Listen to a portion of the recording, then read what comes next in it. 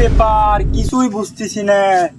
দুই ভাই দুইটা পুকুর লেগে দিল আব্বা।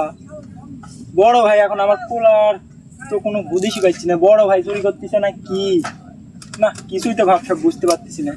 যাই তো বড় ভাইয়ের কাছে আগে যাই। আব্বা দুই ভাই দুইটা পুকুর ভাগ করে দিল। এ পারকার গাছের কোলা আমি খাবো, ওই পারকার গাছের কোলা ছোট ভাই খাবি।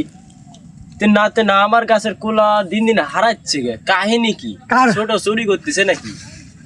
যাই তো আসে দেখি আব্বা কি কয়। আমার কোলার হলো গাছের হলো কোলা খুঁজে পাচ্ছি না। ব্যাপার তুমি কি লিছিলে টিছিলে নাকি? আমার তো একই প্রশ্ন, তুইও কি আমার গাছের কোলা চুরি করতেছ নাকি? না ভাই, আমি এই কাম করবো কিসের জন্য? তাইলে চল তো আব্বার কাছে বলি বিষয়টা।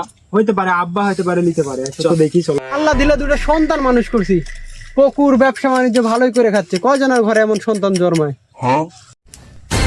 ছি বেটা, তোরা এই কথা আমাকে বলতে পারলি? এই কথা শোনার আগে আল্লাহ আমাকে মৃত্যু করলো না কেন? এই শালাই চুরি করছে, এই শালাই এই জন্যই এত নাটক। এই জন্যই নাটক করছে, এই জন্যই নাটক করছে শালা। হ্যাঁ নাটকের এই মার ঝালাক মার। হ্যাঁ মার। ওরে বাবা, বেটা বেটা, তোর আমি কত কষ্টের মানুষ করি বাপ।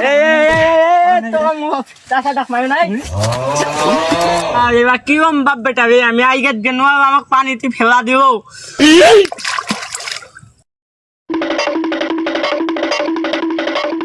দে ভাই দে, ঠেলা দে ঠেলা দে, আপদ বিদায় কর দে, ঠেলা দে ঠেলা দে, দে ঠেলা দে।